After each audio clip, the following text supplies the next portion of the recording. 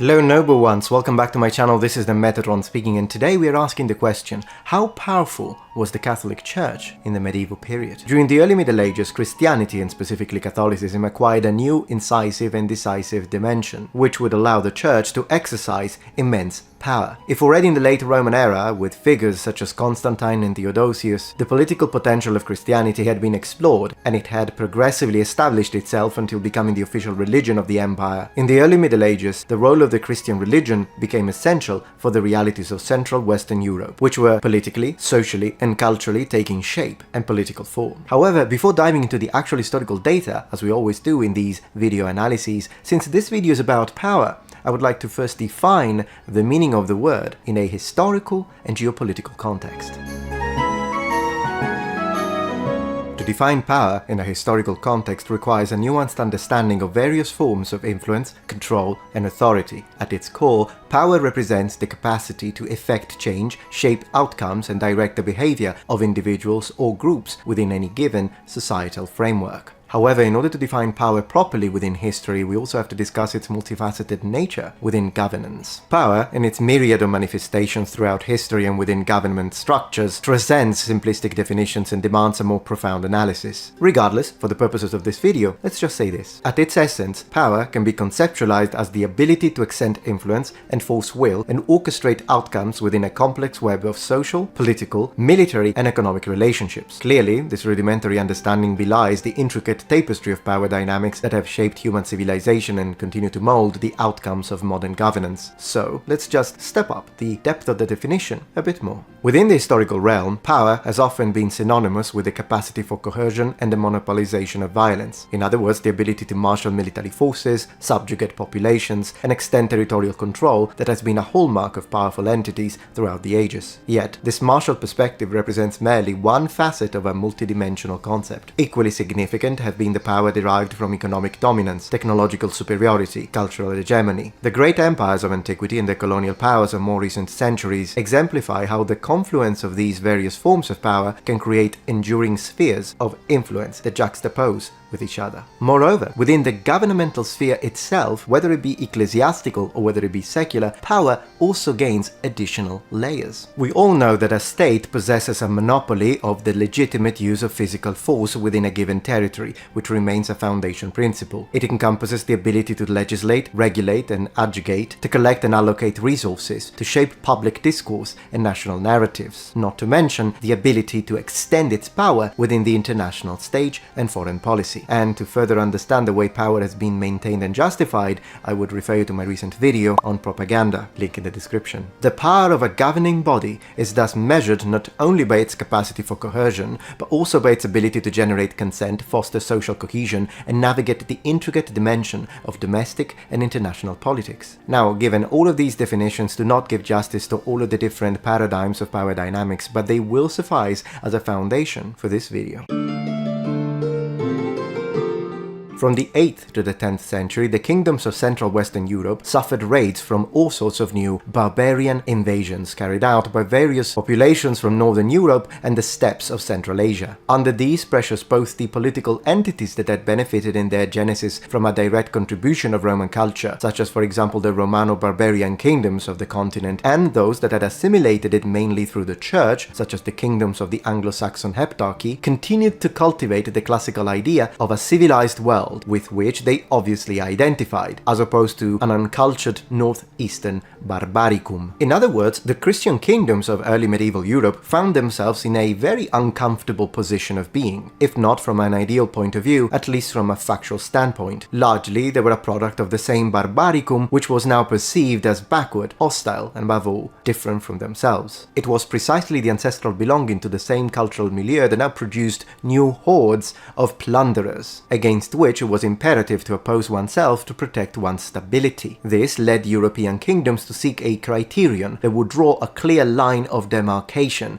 an unequivocal us and them. If the difference in customs and habits between a subject of the Carolingian Empire and a Saxon from Westphalia, between an inhabitant of one of the Heptarchy kingdoms and a Dane, could be decidedly subtle, the clearly divergent element could be recognized mainly, if not exclusively, in the sacred sphere. Belonging or not to the Christian universe in the Middle Ages became the new criterion of separation between the civilized world and the barbarians. In other words, this mirrored or functioned in a similar way to how the Roman world, as it was expanding, would require a certain level of Romanization and adoptance of Roman values as the basis of entrance within the empire. So too did the Christian kingdoms of early medieval Europe require this on a confessional basis, both from their subjects and from those realities with which they wanted to build a prolonged and productive dialogue. Within this very specific and peculiar cultural and socio-political climate, the representative collegial structure of Christianity at the time, namely the Church, thus progressively acquired immense power, because as the medium and interpreter of the divine message, it was also the one who decided who, both individually and collectively, could be part of the Christian universe. But in order to thoroughly appreciate how much really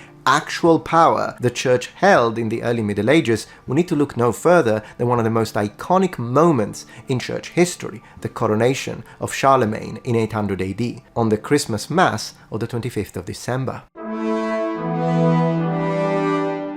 Taking advantage of a moment of weakness of the Byzantine Empire, at the time ruled by a woman, Empress Irene, Charlemagne had himself crowned Emperor of the Romans by Pope Leo III. In this very moment in history, it is therefore the Church, with its religious authority, that reflects in the political sphere, that legitimizes a title which increases the prestige of Frankish monarchs compared to the Byzantine ones. Now, this is a very significant moment within the European medieval scenario because it shows how much the involvement of the Church was in fact beneficial to Charlemagne. With that being said, conceding that level of power will have its price. It is from this specific historical event that the relationship between secular power and ecclesiastical power will become incrementally more intricate, and monarchs will perceive ecclesiastical power both as an element to rely on and something to be wary of. A striking example of this dichotomy is the strategy used by Emperor Otto I of the Holy Roman Empire from 962 to 973 AD. To limit the power of aristocrats, Otto I decided to establish a figure called the Bishop Counts, recognizing political power to bishops of large cities. This was done in order to limit the power of aristocrats, as he would be offering the bishops lands, farms, and settlements to administer instead of lay aristocrats in exchange for an oath of loyalty. Now, Emperor Otto I's design was ingenious. The reason being is that it had multiple objectives. Bishops are perceived by the common people as representatives of a spiritual power with sacred prerogatives, and thus less likely to be the object of discontent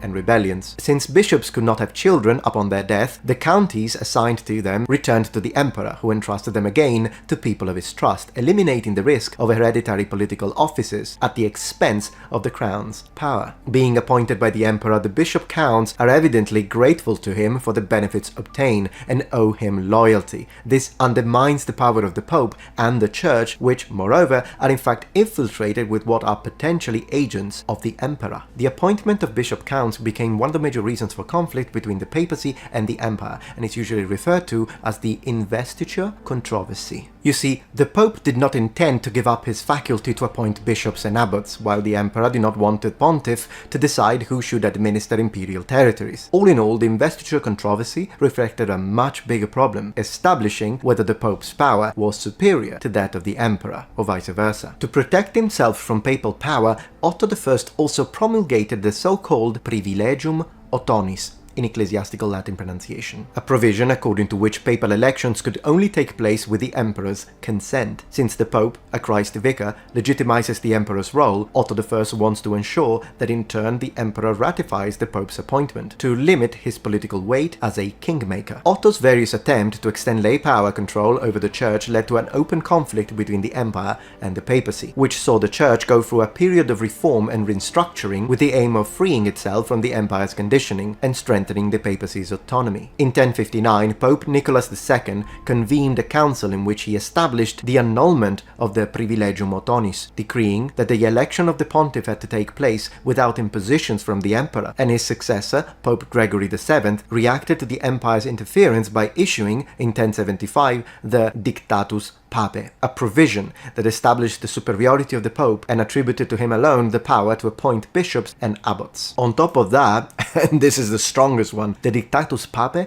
also gave the right to the Pope to depose emperors. And you thought, oh, modern influencers and their drama always after each other's throat. Welcome to history. If you're enjoying this video so far, please take a moment to check out my Patreon page. With as little as a $5 support, you can help us ensure that we can continue to produce high quality and high researched content. And at the same time, you get access to polls, extra videos, unlisted streams, and much more. Thank you so much.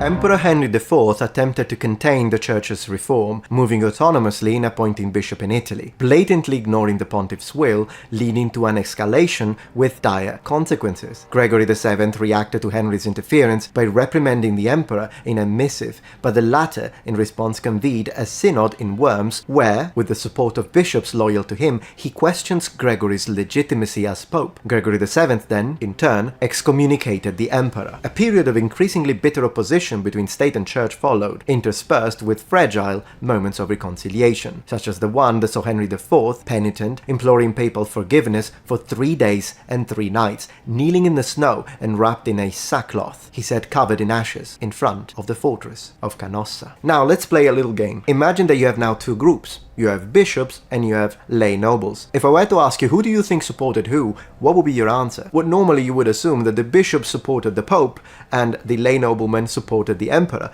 But the reality is that it was the exact opposite. The reason for that is that, first of all, the bishops really liked all of the privileges and lands that they were getting from the crown, therefore supporting the emperor. On the other hand, though, lay noblemen actually didn't like the fact that the emperor was always trying to limit their authority and considered this possibility, this conflict between the papacy and the emperor, as an opportunity to regain autonomy and power and discredit the emperor. I know, right? Roughly, in the same period that saw the beginning of the investiture controversy, we witnessed the first declaration of a crusade by a pope. This is by no coincidence. On the 27th of November 1095, Pope Urban II convened the Council of Clermont and with an impassioned speech launched an appeal, later spread throughout Europe. The Pope's speech, although it alluded to the difficulties and vexations suffered by pilgrims going to the Holy Land, to Jerusalem, at the hands of the Seljuk Turks, does not seem to have made explicit reference to the conquest of the city, but rather to the need to bring aid to Eastern Christians. In fact, the Pope's appeal was a response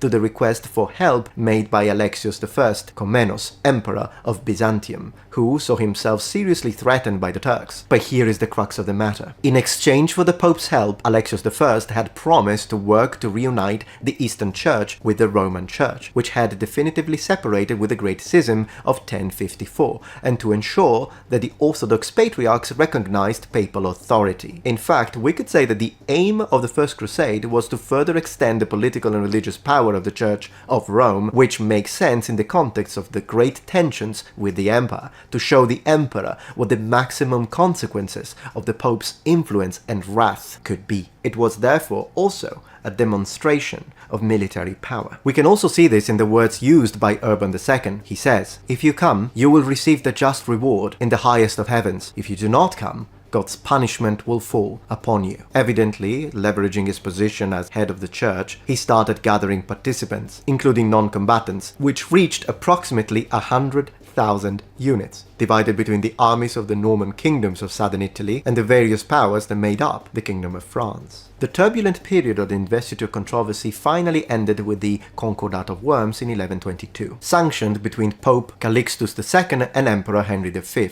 The Concordat of Worms established the Pope's authority to appoint and elect bishops, and guaranteed the emperor the ability to participate in the election, entrust the newly elected with a fief, and elect them as counts, thus inaugurating a collaboration between the two realities. The investiture controversy had further highlighted the power of the Church, which, being able to depose sovereigns of their divine legitimacy, was also able to destabilize their position within the feudal system. The clear division of prerogatives, dictated by the Concordat of Worms, allows an autonomous reorganization of the Church, which, no longer fearing certain interferences from secular power, strengthens itself, becoming a catalyzing pole of Western Christianity. Now, there will be moments in which the hostilities will reopen again between Frederick Barbarossa and Pope Alexander III, or Philip the Fair and Pope Boniface VIII. But, substantially, from this moment on, a clear division is outlined, where temporal power, which finds its justification in the ecclesiastical one, had the task of defending the Church and administering justice. In this perspective,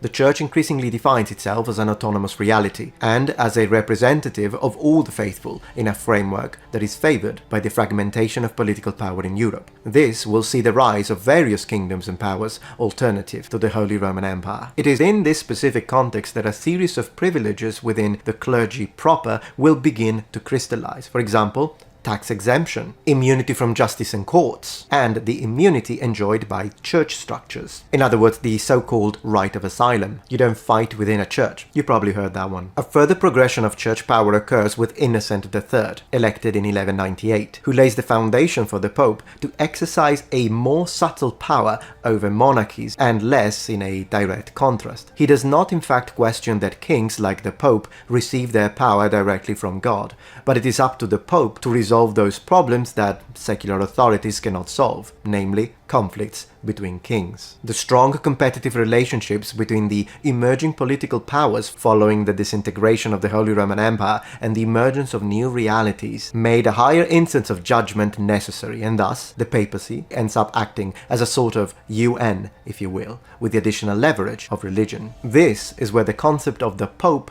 as arbiter mundi, judge of the world, is born.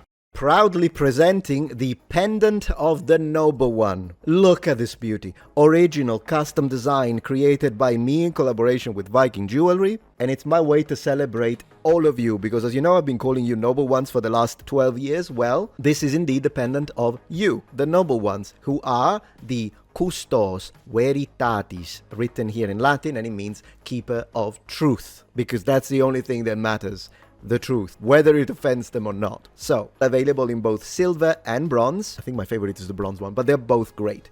And this can be bought as a set, as we offer the original ring of the Noble One, available in silver, bronze, and gold, the bracelet of the Noble One, Silent Oath of Truth, and a more low-profile version of the ring for those who prefer something a little thinner, which we offer also in bronze, silver, 14-karat gold, and 18-karat gold. Use the code NOBLE1 for a 15% discount at checkout, and massive thanks to each and every single one of you, and thank you to my haters for supporting my work.